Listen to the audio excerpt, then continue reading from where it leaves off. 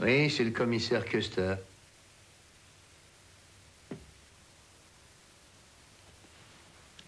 Où vous trouvez-vous? Oui. Bien, attendez-moi là-bas. Bon, j'arrive tout de suite. Dans une quinzaine de minutes.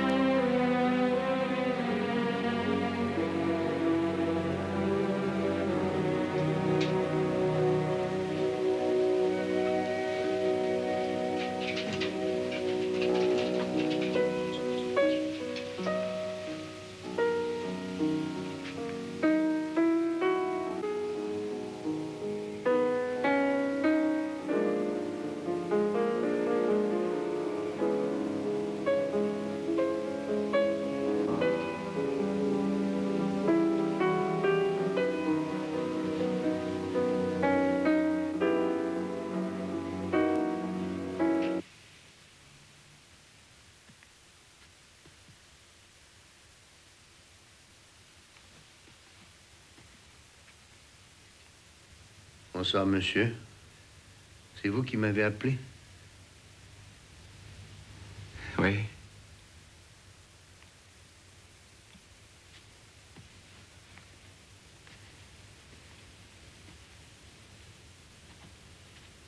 C'est le revolver? Oui.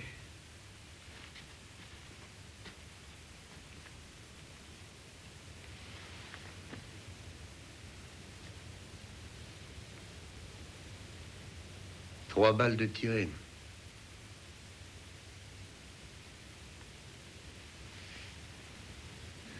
Une bien belle fille. Quel âge avait-elle? 26 ans. Voulez-vous lui fermer les yeux, je vous prie? Faites-le, je ne pourrai pas. Cependant, vous avez pu la tuer. On n'avait pas l'intention. On n'avait pas l'intention. Comment vous appelez-vous? Gustave Peukert. Peukert.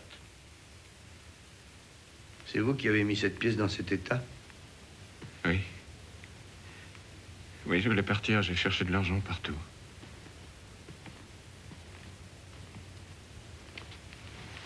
Mais après l'avoir tuée, j'ai voulu la regarder encore.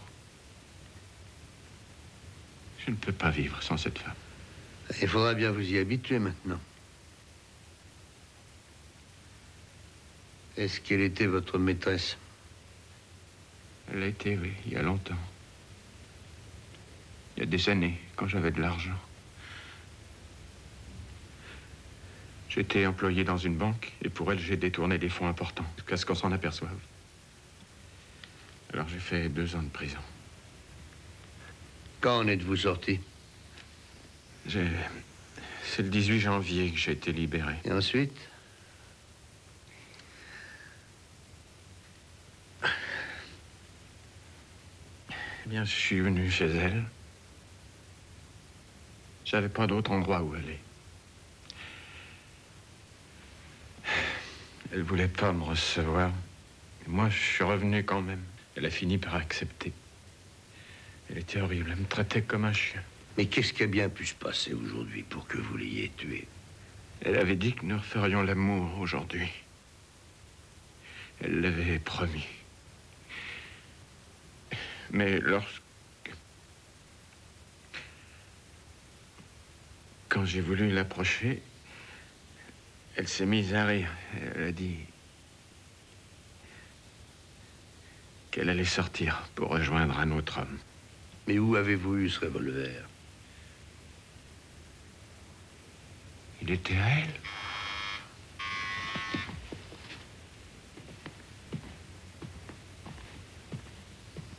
Entrez.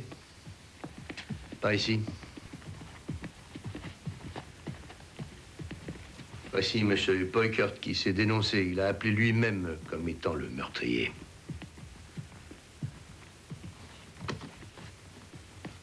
Non, non, c'est pas la peine. Donne-moi mon chapeau, s'il te plaît. Allez, M. Peukert.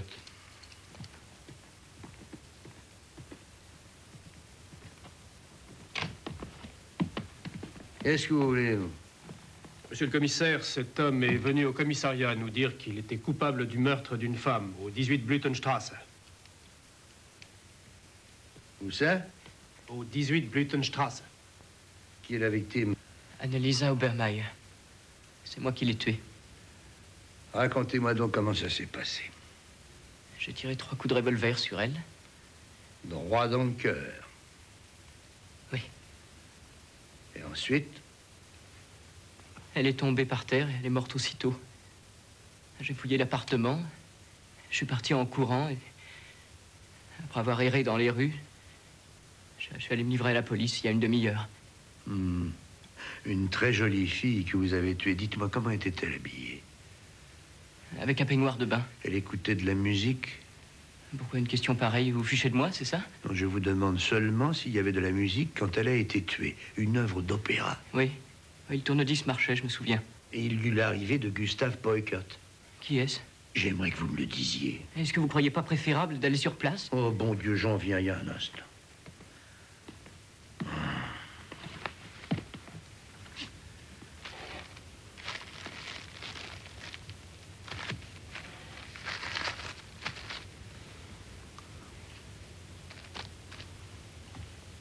Comment vous appelez-vous? Peter Sartorius. Est-ce que vous êtes apparenté à Norbert Sartorius? Oui, c'est mon père. Est-ce que votre père est au courant de votre acte présumé? Non. Emmenez M. Sartorius dans une cellule. Ah, encore une question. Qu'est-ce que vous cherchiez dans cet appartement? Certainement pas de l'argent. Quel était donc le motif? Ça me regarde. Oh, arrogant en plus, à présent. Oui, oui, oui.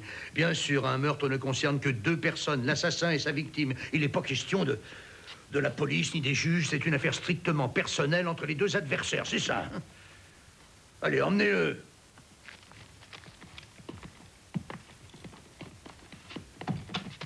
Je suppose que vous avez averti M. Sartorius immédiatement. Non. Quoi, le fils s'accuse d'un meurtre et vous ne prenez pas la peine de prévenir son père? Oh, s'il avait voulu que son père soit mis au courant, il aurait eu largement le temps de le faire lui-même. Est-ce que vous savez qui est M. Sartorius? Mais oui, l'électronique, l'aviation, les raffineries, le tourisme... Les produits alimentaires, les chaînes d'hôtels. Ouais, vous voyez, on est au courant tous les deux. Je vais prévenir M. Sartorius tout de suite. Qui est l'autre, le 2e assassin? Oh, quelqu'un sans importance. Qu'est-ce que vous voulez dire? Quelqu'un sans importance par rapport à la famille Sartorius. C'est un quelconque Gustave Peukert, coupable de détournement de fonds et de comptes. Et ce Peukert qui vous a téléphoné se trouvait sur les lieux du crime à Avoué. Oui. Vous avez dû vérifier les empreintes sur l'arme. Oui, sur le revolver, il y avait plusieurs empreintes. Celle de Peukert et de Sartorius. ailleurs, il y en avait d'autres. Ah oui, sur les tiroirs, les portes, sur les meubles, partout les empreintes de Peukert et de Sartorius. Alors, un meurtre commis en commun. Non. Ils affirment aussi bien l'un que l'autre ne pas se connaître et je crois que c'est vrai. C'est probable qu'un des deux ment dans ce cas. Ah oui. Oui, mais lequel? Donnez-moi votre opinion, vous devez en avoir une. Ah, je sais pas, je suis pas cartomancienne ni extra-lucide. Alors, Custer, il est urgent et indispensable que vous alliez voir M. Sartorius pour lui expliquer ce qui est arrivé. Ah, la femme aussi, il faut la voir. Quelle femme? La femme de Peukert, elle ne sait rien, elle non plus. Bien sûr, mais avant tout, Sartorius. Monsieur, s'il vous plaît. Pardon? Vous avez oublié de dire monsieur pour ce haut personnage.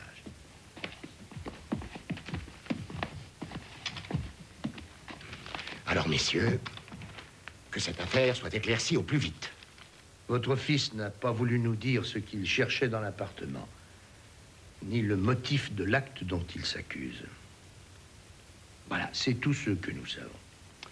Recopiez ça immédiatement. Appelez Maître Siebert et Maître Monschardt. Je vais les voir à midi précise ici. Et faites faire une copie des déclarations de monsieur l'inspecteur pour chacun des avocats. Merci.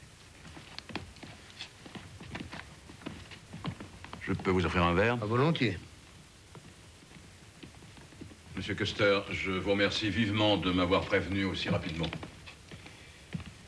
Que désirez-vous boire? Un petit cognac me serait agréable.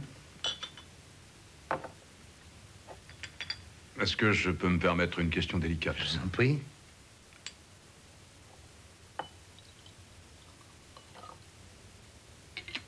Vous ne buvez rien? Non, merci. Quelle impression vous a fait mon fils? Vous semble-t-il être un meurtrier? J'ai déjà vu de nombreux assassins, ils sont tous différents. Il n'y a pas d'image typique d'assassin. Oui, je comprends.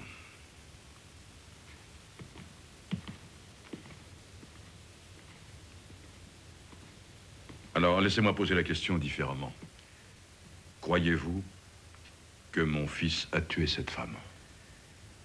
Eh bien, s'il ne l'a pas fait, c'est un excellent menteur dans ce cas-là. Oui. Il a toujours su mentir.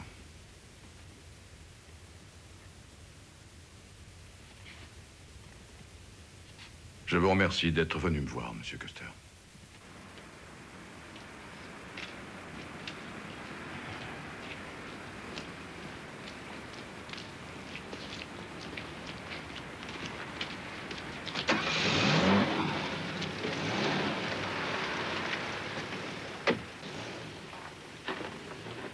Qu'est-ce qu'il a dit?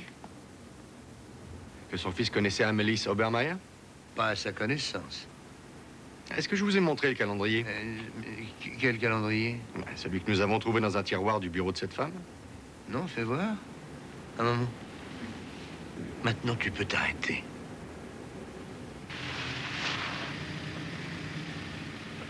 Voilà. Ben oui, alors. Retournez-le. Par exemple, G20 017-4, WW, qu'est-ce que ça peut bien être, ça? W10 1012-5, D 30 000 le 29-5, T 15 000 le 8-6, S 50 000 le 8-6. Et puis encore 2 fois SS 20 000, le 11-8S, 20 000 le 3-10S. Ça pourrait être Sartorius. Les 50 000 et 2 fois 20 000, ce sont des marques. Et les dates correspondent, elles correspondent certainement au jour où les sommes ont dû être payées. Du chantage. Cela m'en a tout l'air. Retournons à l'appartement d'Obermeier.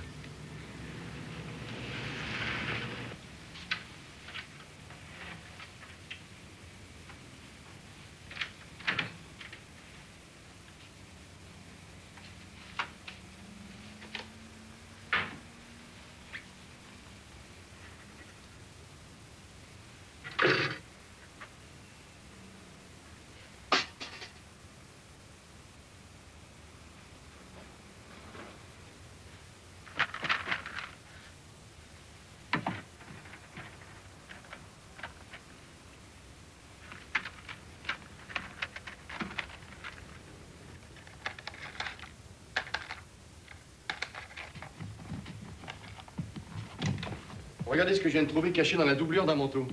Qu'est-ce que c'est, les cassettes? Oui. Et alors? Il y a des noms marqués dessus. Dirk, Tolle, Glauber, Wendrich. Hendrich, Dirk Glauber. Donne-moi le calendrier avec les chiffres qui sont marqués en face des lettres.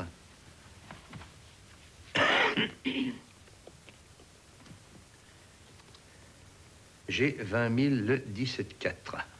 Glauber. W 10 000 le 12-5. Wendrich. D 30 000 le 29-5. Dirk. Et T 15 000 le 8-6. Tolle. Et S 50 000.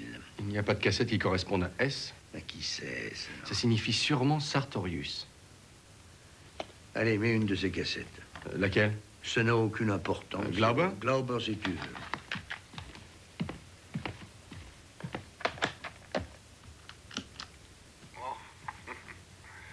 Tu ne comprends pas. J'étais jeune et pauvre. Et j'étais ambitieux. Elle était plus âgée. Elle avait une vilaine peau et elle était grosse. Mais elle avait de l'argent. Et une affaire qui marchait bien. C'est pour ça que je l'ai épousée. Eh ben voilà. Je crois que ça doit suffire, monsieur Glauber. Oui, où vous êtes-vous procuré cette bande? Connaissez-vous un certain Gustave Peukert? Non. Voudriez-vous me dire si ces remarques plutôt désobligeantes sur votre femme ont été faites en présence de mademoiselle Anneliese Obermeier et qu'elle aurait pu les enregistrer? Je suppose qu'après, elle vous a fait chanter. Oui. Combien? 50 000 marques. En tout. Qu'est-ce que ça veut dire en tout? Pour commencer, elle a exigé 20 000 marques tout de suite. J'ai payé cash et j'ai repris la bande pour la détruire. Mais ensuite, 6 mois plus tard, elle m'a rappelé pour me dire de passer la voir parce qu'elle avait chez elle une copie de la bande et qu'elle voulait tout de suite 10 000 marques de plus. Merci. Elle avait de gros ennuis financiers.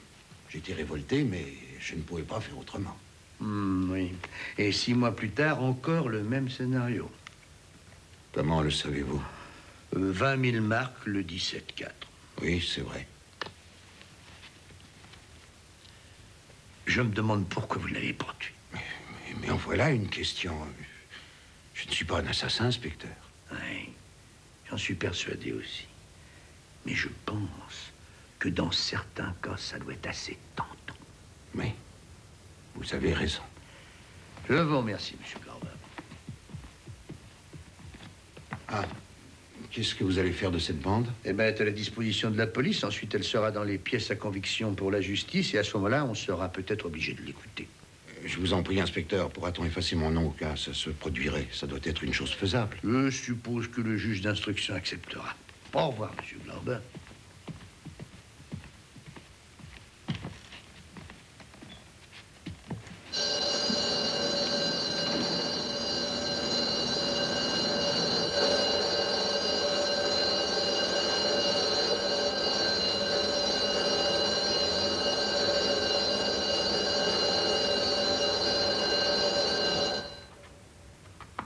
Où est donc le prévenu Sartorius?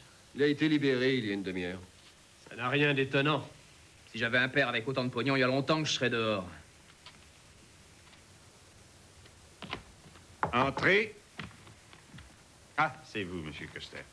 Qu'est-ce que vous voulez? C'est vous qui avez autorisé que Peter Sartorius soit libéré? Oui, ses avocats voulaient porter plainte contre un emprisonnement abusif et sans preuve. Ils m'ont dit qu'avant 3 heures, une décision devait être prise. Sinon, ils donneraient suite à leur plainte. Et comme le jeune Sartorius s'est livré de son plein gré, j'ai donc pris la décision de le libérer sous caution. J'espère que vous n'y voyez pas d'inconvénient. De toute façon, je crois qu'il serait un peu tard. De toute manière, monsieur Sartorius a versé la caution de 500 000 marques exigées pour la libération de son fils.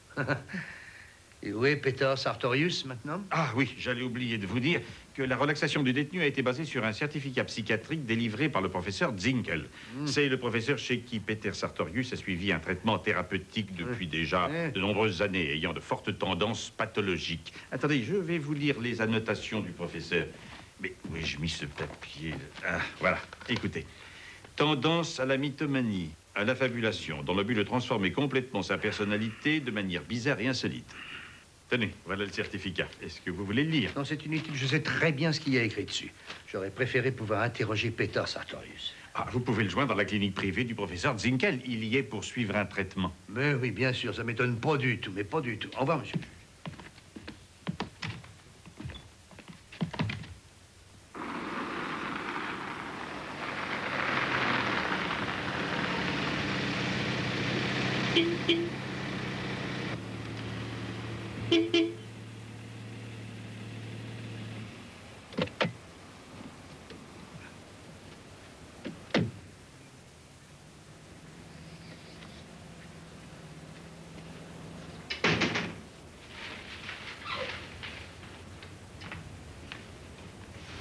Oui. Excusez-moi de vous déranger, j'aimerais parler à un de vos malades. Quel est son nom? Peter Sartorius. Voulez-vous me faire voir votre carte d'identité? Quoi?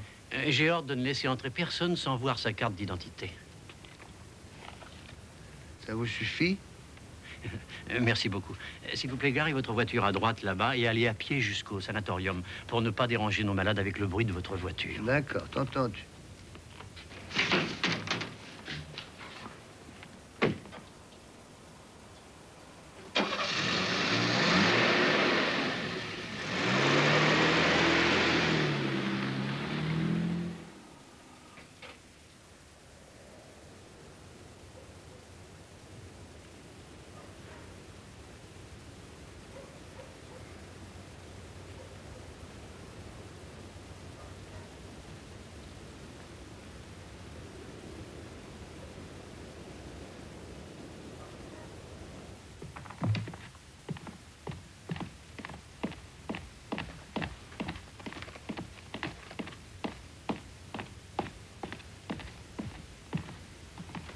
Bonjour, madame. Bonjour. Je voudrais parler à monsieur Peter Sartorius. Monsieur Sartorius ne peut pas recevoir de visite sans que le professeur Zinkel soit d'accord. Puis-je parler au professeur Zinkel, alors? Le professeur n'est pas ici. Je peux lui téléphoner, peut-être? Non, Il faut absolument que je parle à monsieur Sartorius. c'est impossible. Police criminelle. Et même au préfet de police en personne, je refuserai de passer sans autorisation. Je regrette, mais j'entrerai.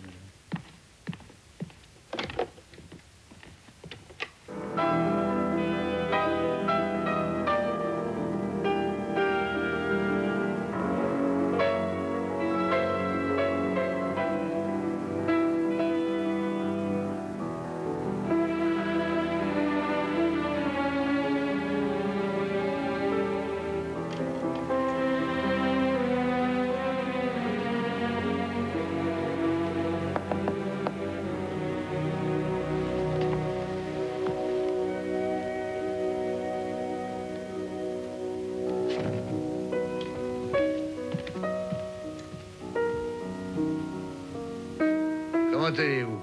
Bien, merci. Mais je suppose que vous n'êtes pas venu uniquement pour me demander comment j'allais, monsieur le commissaire. Ah non, en effet.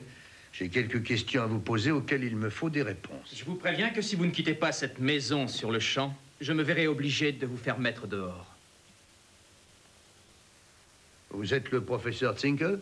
Non, je ne suis pas le professeur Zinkel. Et je n'aime pas répéter 2 fois la même chose. Un jour ou l'autre, vous serez bien obligé de répondre à mes questions, monsieur.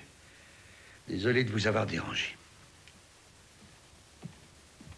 Votre intrusion dans cette clinique privée aura des suites, vous devez bien vous en douter. Oh oui, j'en suis convaincu, docteur. Au revoir, messieurs, au revoir.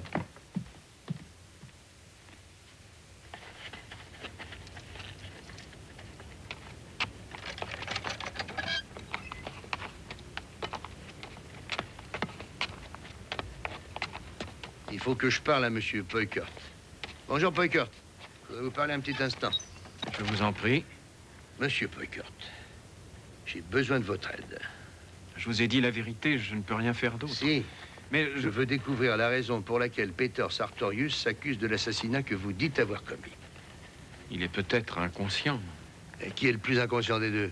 Pendant je ne sais combien d'années, vous laissez une femme vous traiter comme un chien. Vous faites de la prison à cause d'elle. Et à peine sortie, vous rampez devant elle, qui recommence à vous maltraiter plus mal encore. Et un jour, vous vous décidez à la tuer. Je Ah oui, l'avais... oui, je sais, vous l'aviez dans la peau. Et elle se fichait de vous et vous méprisait. Mais c'était pas nouveau depuis tant d'années. Vous auriez dû commencer à en avoir l'habitude. Alors qu'est-ce qui vous a poussé à la tuer ce jour-là? Vous étiez conscient? Ah, c'est pas très logique tout ça, hein?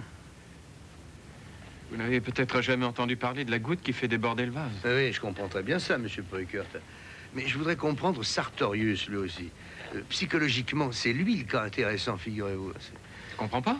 Alors, ce jeune homme de 25 ans, bien physiquement, intelligent, d'excellente famille, qui aurait pu, après avoir fini ses études, avoir une carrière fantastique devant lui, serait le garçon qui irait finir sa vie en prison pour un crime dont il n'est pas l'auteur. Il finira bien par revenir sur ses aveux. Ah oui, pourquoi avoir inventé de pareilles choses? Je vous l'ai dit, il doit être fou. Oh, très malin, surtout.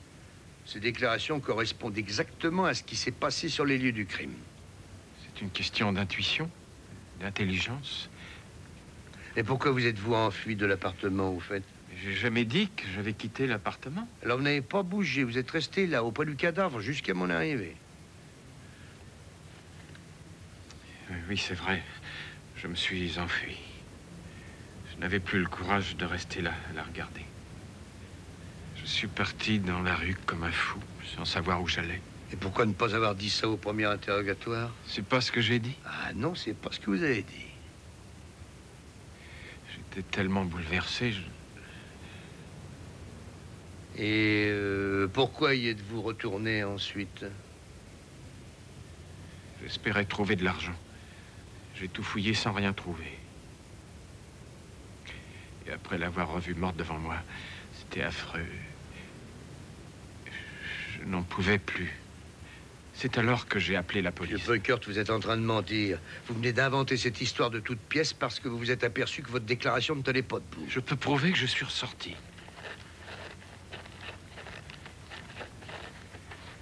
Je me trouvais à l'angle de Gretchenstrasse et de Nauplestrasse. Il était... Merci. Il était 23 heures environ. Il y a eu un accident. Mais un camion arrivait. Un camion arrivait de Gretchenstrasse et une Ford bleue. Arrivant de Nauplestrasse à toute vitesse, n'a pu freiner à temps et a embouti le camion. Il n'y a pas eu de blessés. Seulement des dégâts matériels. Le camionneur a appelé la police, malgré tout. Alors cet accident a dû être enregistré, vous pourrez vérifier. Non mais dites donc, Peukert. Vous dites d'abord avoir erré sans but dans les rues. Ensuite, que vous avez été témoin d'un accident de la circulation. Mais quand dites-vous la vérité?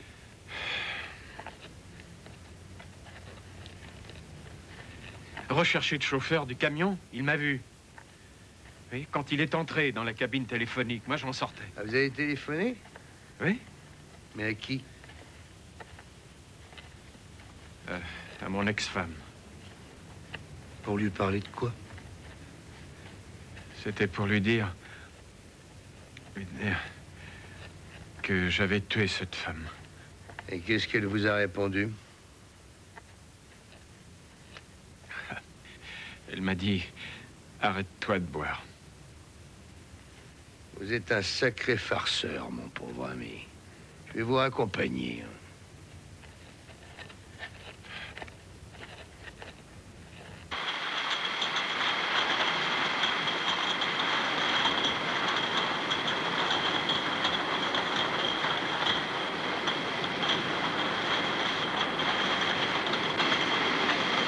Madame Peukert? Madame Peukert? C'est moi que vous appelez? Vous êtes Madame Peukert? Non. Depuis que j'ai divorcé, j'ai repris mon nom de jeune fille, Annie Alka. Je m'appelle Custer, je suis inspecteur à la police criminelle. Voudriez-vous avoir l'amabilité de me donner des renseignements concernant votre ex-mari? Je travaille. Je sais bien que vous travaillez à la pièce, mais on vous paiera le manque à gagner. Est-ce qu'on ne pourrait pas avoir cet entretien ailleurs qu'ici? Parce qu'il y a un tel boucan, j'entends presque rien. Allez dans mon bureau. Rien.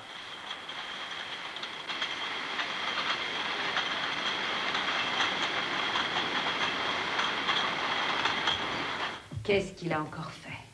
Qu'est-ce que vous entendez par encore? Vous avez dû être au courant des détournements de fonds à la suite desquels il a perdu sa place. Ouais. Il n'a pas toujours été comme ça. C'était un homme honnête et gentil. Peut-être un peu paresseux, d'accord, mais pas un voleur ni un criminel. C'est la faute de l'autre.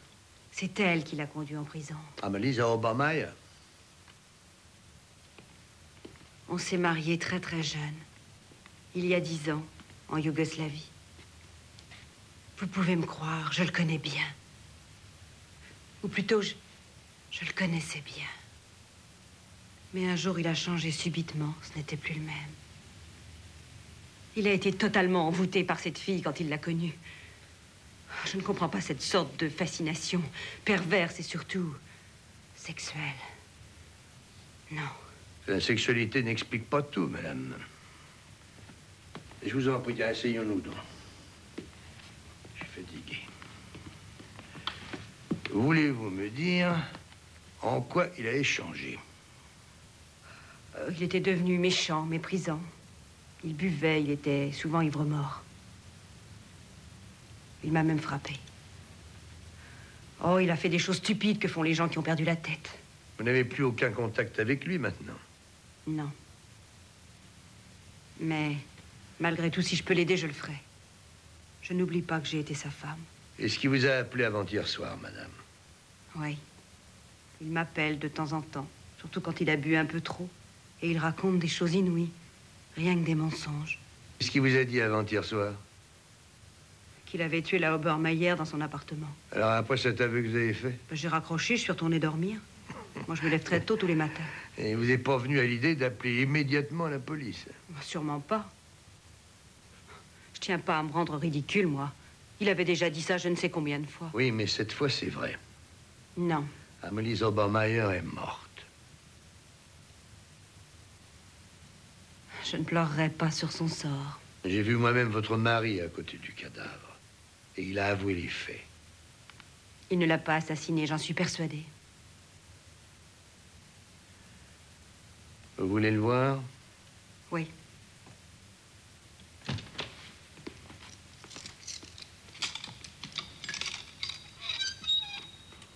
Monsieur Poikert, vous avez de la visite. Bonjour.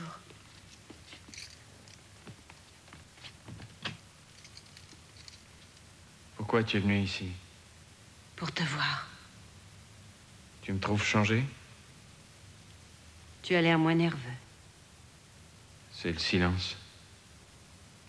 Ils disent que c'est toi qui as commis le meurtre. Je te l'ai dit par téléphone l'autre soir. Mais tu me l'avais dit si souvent avant. Oui, mais à présent, c'est vrai.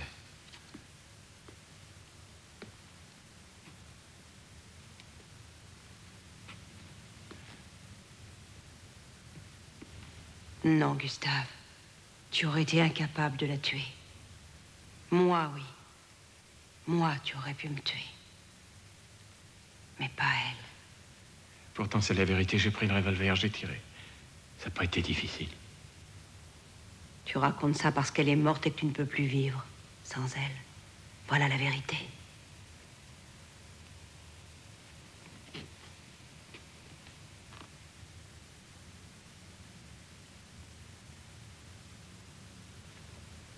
Au revoir, Annie.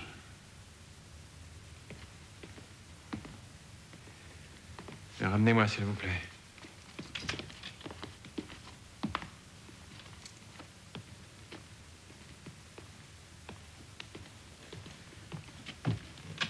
Alors, Madame Poikert, votre avis? Il ne l'a pas tuée. Il y a des problèmes, Custer. Ah, des nouveaux? Je suis désolé pour vous, mais vous avez 2 plaintes sur le dos. L'une pour violation de domicile et l'autre pour abus d'autorité. Oh, de la part de Monsieur Sartorius? Non, du professeur Zinkel. J'avoue que j'aimerais voir la tête de ce guignol. Hier, il n'a pas daigné se montrer. Custer, ne plaisantez pas avec cette affaire. Je sais que les plaintes vont aller jusqu'au ministère de l'Intérieur. Qu'est-ce que vous voulez que j'y fasse? Et qu'est-ce que vous voulez que j'y fasse, moi, si vous êtes muté à Passau définitivement? Passau, une très jolie ville. J'ai de la famille là-bas. Est-ce que vous avancez? Oui, Poikert est le meurtrier. Vous en êtes sûr? Non, mais puisqu'on m'enlève Sartorius, le meurtrier ne peut être que Poikert, ça me paraît logique. Ce n'est pas une raison parce que le juge d'instruction a libéré Sartorius sous caution qu'il faut que vous arrêtiez votre enquête et que vous laissiez tomber l'affaire. Non. Custer, j'attends de vous que vous arrêtiez le véritable meurtrier, peu importe qui il est. C'est bizarre, mais l'assassin ne m'intéresse pas tellement. Qu'est-ce que vous voulez dire encore? Je m'intéresse beaucoup plus au menteur. Pourquoi se culpabilise-t-il de cette façon? Une question d'argent? Qu'est-ce qu'il en fera en prison à vie? Ça n'a aucun sens. Par peur, je ne vois pas ce qui ferait plus peur que la perpétuité. Oui, bien, bien. Mais à quoi vous amènent vos réflexions?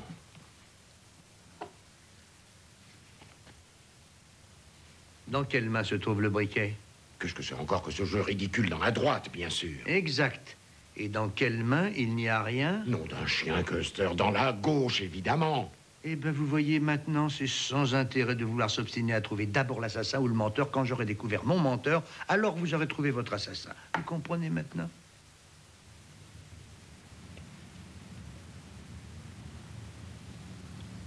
Venons-en au fait. Merci. Qu'est-ce que vous désirez? Il serait important que je parle avec votre fils, monsieur.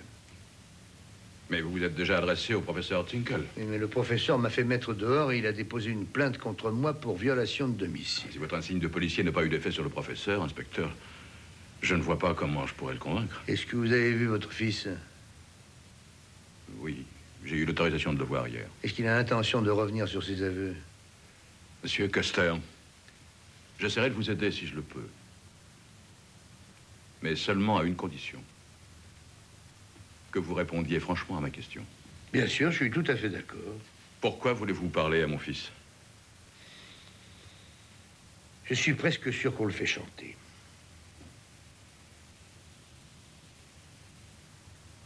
Mais qui? Quelqu'un a commencé et ça continuera. Et cette même personne l'a obligé à faire des aveux. Qu'est-ce qui vous autorise à penser une chose pareille? Votre fils a donné à Anneliese Obermeyer 90 000 marks. C'est absurde. Où aurait-il trouvé une telle somme? Mais chez vous, par exemple... Je lui donne 1000 marks par mois d'argent de poche, c'est tout. Rien de plus. Est-ce qu'il aurait pu prélever cette somme sur un de vos comptes bancaires? Non, vous n'y pensez pas. Ça se serait remarqué immédiatement. Vous n'avez pas une idée, chère madame? Moi? Non, bien sûr que non.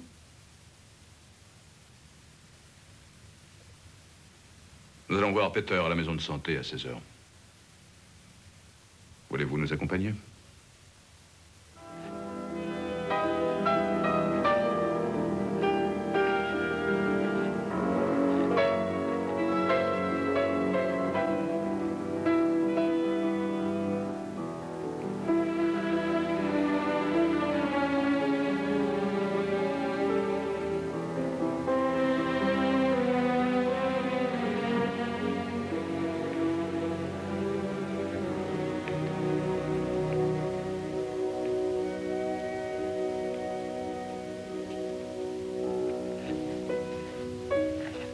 Monsieur Sartorius, votre père vient d'arriver, monsieur.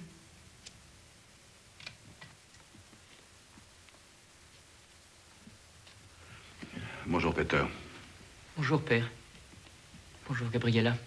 Alors, Peter, comment vas-tu? Bien, merci. Tu connais Monsieur Custer, n'est-ce pas? Bonjour, monsieur Sartorius. L'inspecteur est venu pour t'aider.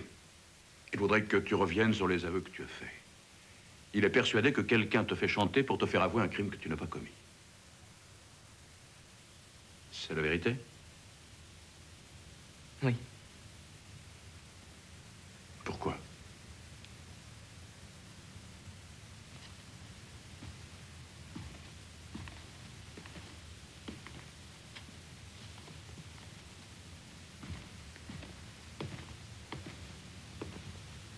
Peter,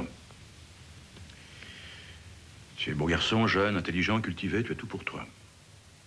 Tu ne vas quand même pas me faire croire que tu as été obligé de dépenser 90 000 marks afin d'obtenir le consentement d'une fille. C'était pas une fille, c'était cette fille, père. Une traînée. Je n'arrive pas à y croire. Et où as-tu trouvé l'argent? Très bien. Tu as passé des aveux en t'accusant d'être le meurtrier de cette femme.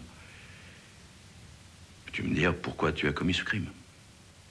Est-ce que la police te l'a pas dit? La police ne sait rien non plus. Elle finira par trouver. Elle ne trouvera rien parce qu'il n'y a rien à trouver sur toi, pas le moindre indice parce que tu es innocent. Je t'en prie, reviens à toi, Peter.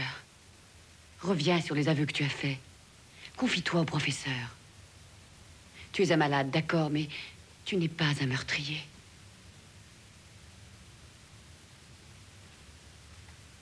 Laissez-moi seul.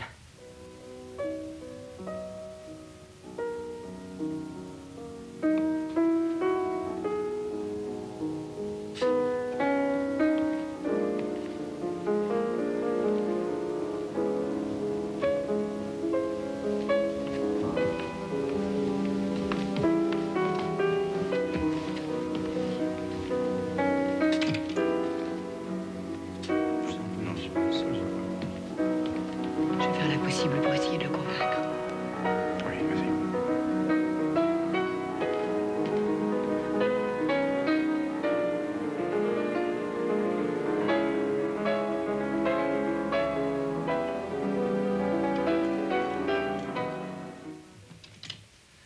Voilà, le 18 du 7, 90 000 marques. Oui, c'est bien ça. Ah non, c'est pas 90 000 marques d'un coup, mais une fois 50 000 et deux fois 20 000. Je sais, mais de telles sommes n'ont jamais été retirées dernièrement sur ce compte. Est-ce que Mme Sartorius a un compte ici aussi? Oui. Est-ce que nous pouvons y jeter un petit coup d'œil? Je regrette, mais sur cette autorisation, il est bien stipulé que vous pouvez vérifier le compte de M. Norbert Sartorius. D'accord, mais il est possible de voir cette autorisation sous des angles différents. Je ne comprends pas. Je vais vous expliquer. Monsieur Sartorius veut savoir si son fils est victime d'un chantage de la part d'une personne jusqu'ici inconnue. Cela n'a donc absolument aucune importance qu'il s'agisse du compte personnel de son père ou de celui de sa mère. Mais ce n'est pas indiqué sur votre pouvoir. Très bien. Je vais dire à Monsieur Sartorius le peu d'aide que vous m'avez apporté au cours de mon enquête. Attendez, voilà, je viens juste de trouver les sommes dont vous m'avez parlé, débitées sur le compte de Mme Sartorius. 50 000 marques, c'était pour le... Oui, et une seconde fois 20 000, le 11 du 8, et une troisième, le 3 du 10, encore 20 000. C'est bien ça? Oui.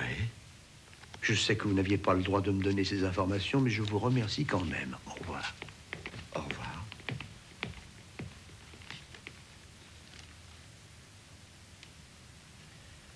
Qu'est-ce que tu es en train de lire, toi? L'histoire curieuse de Lord Carnarvon. En ouvrant le tombeau de Toutankhamon, un moustique l'a piqué et il est mort peu de temps après. Et à l'instant même de sa mort, toutes les lumières du Caire se sont éteintes. C'est extraordinaire, non? Bah, il a dû y avoir un court-circuit à la centrale électrique. Oh. Tu veux pas encore un petit verre, toi? Oui, volontiers. Oh, il est très bon. Tu as dû le payer cher, ce vin. Il est excellent. Ben, on se voit seulement une fois tous les 8 jours, et puis ça me fait plaisir, moi, d'acheter une bonne bouteille de temps en temps. Et puis, de toute façon, on l'emportera pas avec nous. Mais l'emporter où? Dans notre dernier voyage. Les Égyptiens mettaient de tout auprès de leurs morts. De quoi boire, de quoi manger. Mais les Égyptiens sont aussi persuadés que les morts vont ressusciter. Tu le crois pas, toi? Jusqu'ici, j'ai jamais pu en parler avec un mort. À ta santé. À ta santé.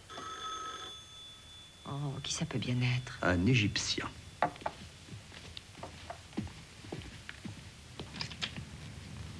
Tiens, Madame Halka, bonsoir. Vous en prie, entrez. Voulez-vous vous débarrasser? Non, merci. Je vous en prie, entrez donc, entrez.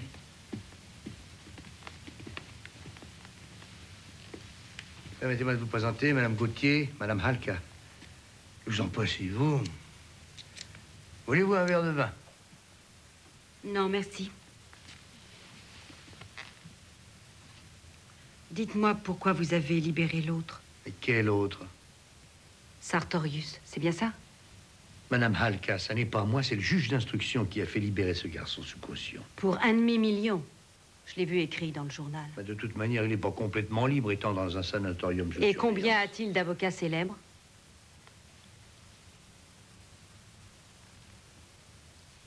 Gustave n'a que moi.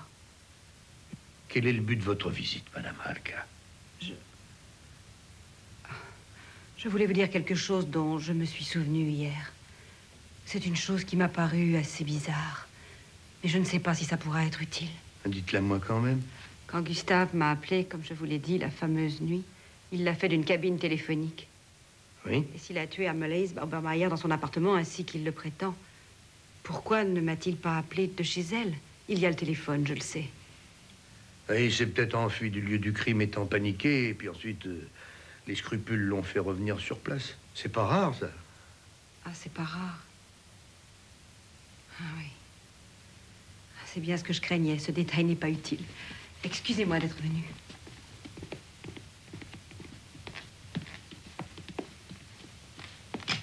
Au revoir, Madame Halka.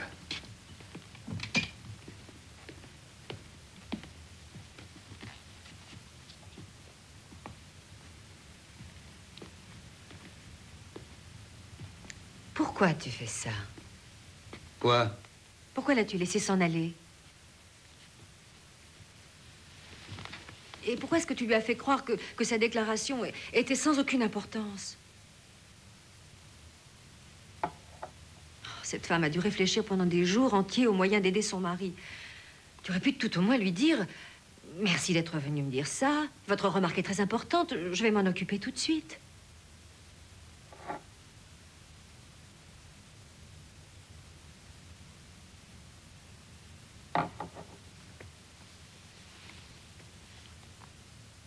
Un camion arrivait de Griechenstrasse et une Ford bleue arrivant de Nauplinstrasse à toute vitesse n'a pu arriver à freiner.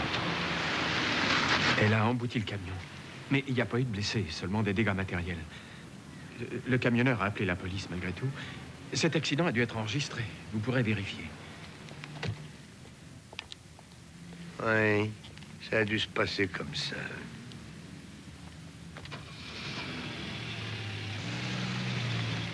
Mon mari n'est pas encore là, mais il ne devrait pas tarder. Vous permettez que je l'attende ici? Oui, je vous en prie. Merci beaucoup.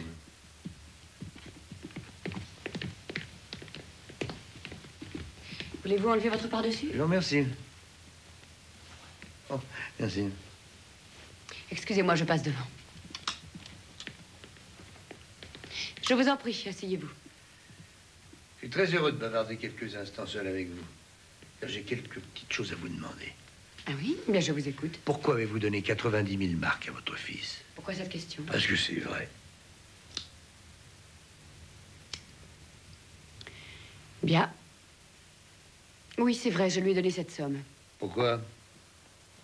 Parce qu'il en avait besoin. Oui, parce que Annelisa Obermeier le faisait chanter. Je n'en sais rien. Vous voulez me faire croire que vous avez donné 90 000 marks à votre fils sans lui demander pourquoi il en avait besoin? Non, je le lui ai effectivement demandé. Et alors?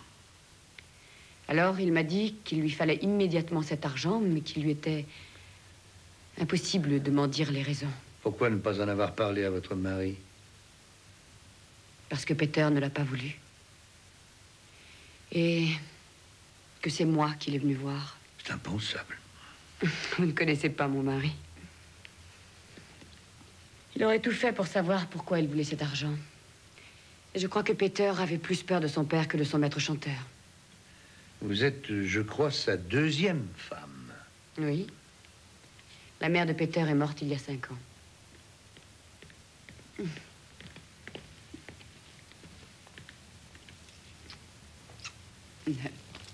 Bonjour, monsieur. Bonjour, monsieur Custer. Mais restez assis, je vous en prie. Oh, merci. Vous avez à me parler? Oui. Voilà. Je crois savoir que monsieur Peukert a dû envoyer une lettre à votre fils dans le courant de la nuit où le meurtre a été commis. Et cette lettre a dû arriver le lendemain matin. Tu sais quelque chose à ce sujet? Non. Vous en êtes sûre, madame? Absolument. Je trie le courrier tous les matins. Je dépose toutes les lettres d'affaires sur le bureau de la secrétaire de mon mari. Ensuite, celle adressée à Peter, je les mets dans sa chambre. Et je prends avec moi notre courrier personnel. Je suis sûre qu'aucune lettre pour Peter n'est arrivée depuis. Votre fils a-t-il une autre adresse où il lui serait possible de recevoir du courrier? Non. Dommage. Mais quelle importance cette lettre pourrait avoir pour vous? Elle m'aurait sans doute permis de trouver le coupable. Comment ça? Votre fils était victime d'un chantage, ainsi que le présumé meurtrier. Mais celui-ci, afin de protéger votre fils pour des raisons personnelles, lui a expédié les éléments dont disposait le maître chanteur. Enfin, tout au moins, c'est ce que je suppose. Mais... J'ai vu Peter ce matin. J'étais accompagné d'un de mes avocats devant qui il a fait une déclaration. Il va revenir sur les aveux qu'il a faits. Oh, parfait. Alors, bien content que vous ayez pu le faire changer d'avis. Au revoir, chère madame. Au revoir. Au revoir, monsieur. Je vous raccompagne.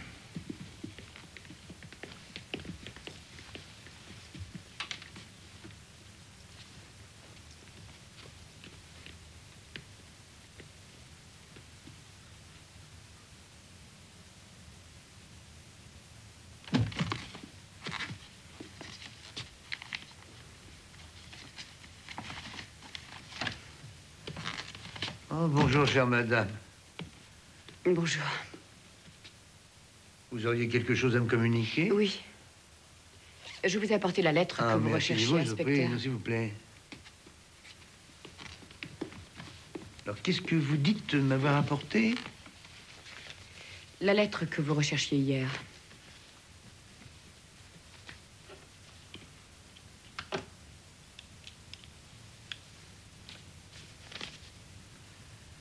Oui, l'oblitération correspond à la date, c'est vrai, mais le nom de l'expéditeur n'y est pas. Vous avez certainement dans la police des experts en graphologie qui diront si c'est Poikert ou pas qui a envoyé cette lettre. Oui, on a des experts. Une enveloppe seulement. Qu'est-ce qu'il y avait dedans? Un enregistrement. Une cassette. Oui. Et qu'est-ce qu'il y avait sur cet enregistrement? Ça, je n'en sais rien. Et où est cette cassette? Je l'ai immédiatement détruite. Sans l'avoir même écoutée? Oui. Je ne crois pas à moi ce que vous dites, madame.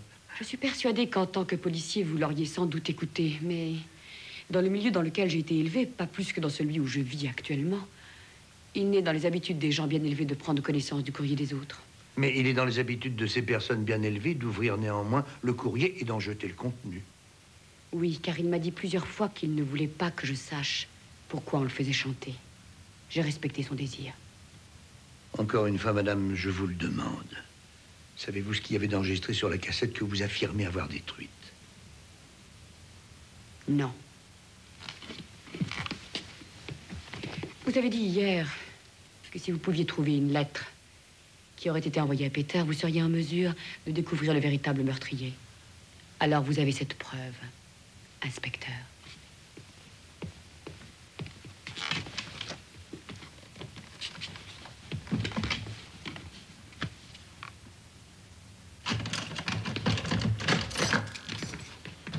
Bonjour, monsieur Poikert. Prenez vos affaires, vous êtes libre, vous allez sortir d'ici. C'est pas vrai. Allez, venez, monsieur Poikert. Mais c'est moi qui l'ai tué. C'est pas en répétant toujours la même chose que ça va sonner plus juste. Hein. Vous connaissez ça? Non. Regardez l'écriture sur cette enveloppe. Regardez-nous aussi le cachet de la poste.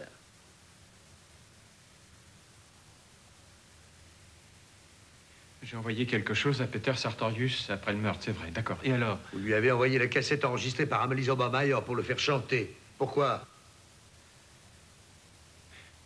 Je ne voulais pas qu'il soit impliqué dans cette affaire. Vous êtes retourné dans l'appartement de cette femme tout de suite après que Sartorius l'ait assassiné. Vous l'avez vu s'enfuir et vous avez appris de cette façon qu'il avait rendez-vous avec Amelie Obermeyer. Ensuite, vous avez pris la cassette à l'endroit où elle était cachée et que vous connaissiez. Vous l'avez mise dans une enveloppe. Ensuite, vous êtes allé à la cabine téléphonique de Griechenstrasse où vous saviez qu'il y avait une boîte aux lettres. Vous avez mis la lettre dans la boîte. Et puis, vous avez appelé votre femme pour lui dire que vous veniez de tuer Amelie Obermeyer. Voilà.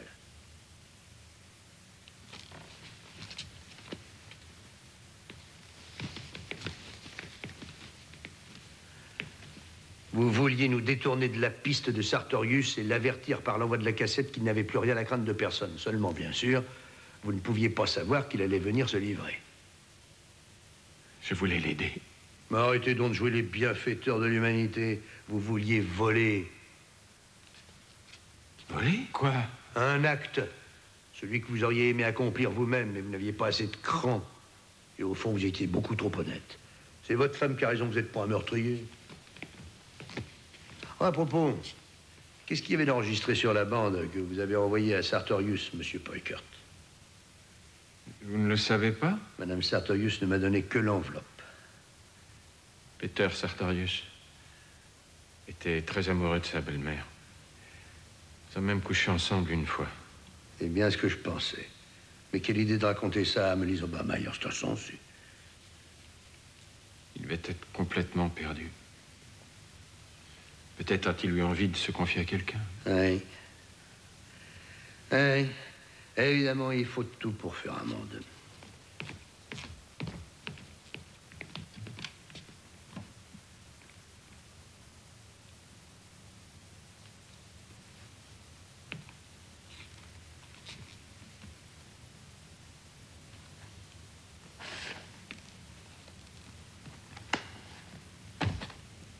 Quelle idée a pu te passer dans la tête d'aller t'accuser d'un assassinat pour lequel tu es innocent? Toi, un meurtrier. C'est inimaginable. C'est d'une absurdité. Enfin, maintenant, le principal est que tu sois ici. Tout le reste est sans importance. À votre santé. À ta santé. Père, je dois... Il faut que... Oui? Excusez-moi, monsieur. Il y a monsieur Custer qui aimerait vous parler. Je ne vois pas ce qu'il veut encore. Très bien, bon, faites-le entrer.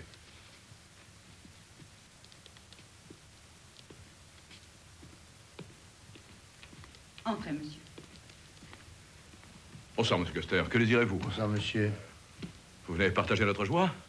Je crains, monsieur, que ce ne soit pas le cas. Qu'est-ce que vous voulez dire? Je viens arrêter votre fils pour meurtre. C'est ridicule. Mon fils est revenu sur ses aveux en présence de son avocat et du juge d'instruction et il a été libéré aussitôt officiellement. Alors, qu'est-ce que vous venez me raconter maintenant? Mon fils est innocent. Non. Votre fils a assassiné Anneliese Obermeyer. Alors, ça suffit maintenant. Sortez de cette maison tout de suite. Oui, mais avec votre fils. Tenez, voici le mandat d'arrêt.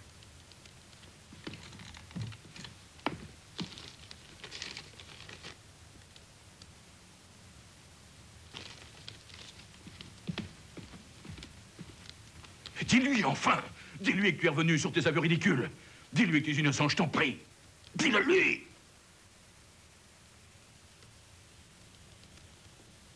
Alors dites-le.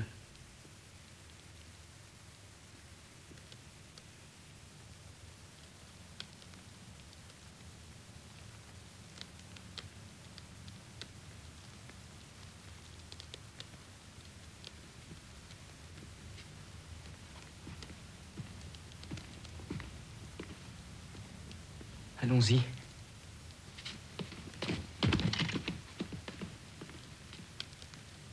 Je crois que votre femme aura quelque chose à vous expliquer.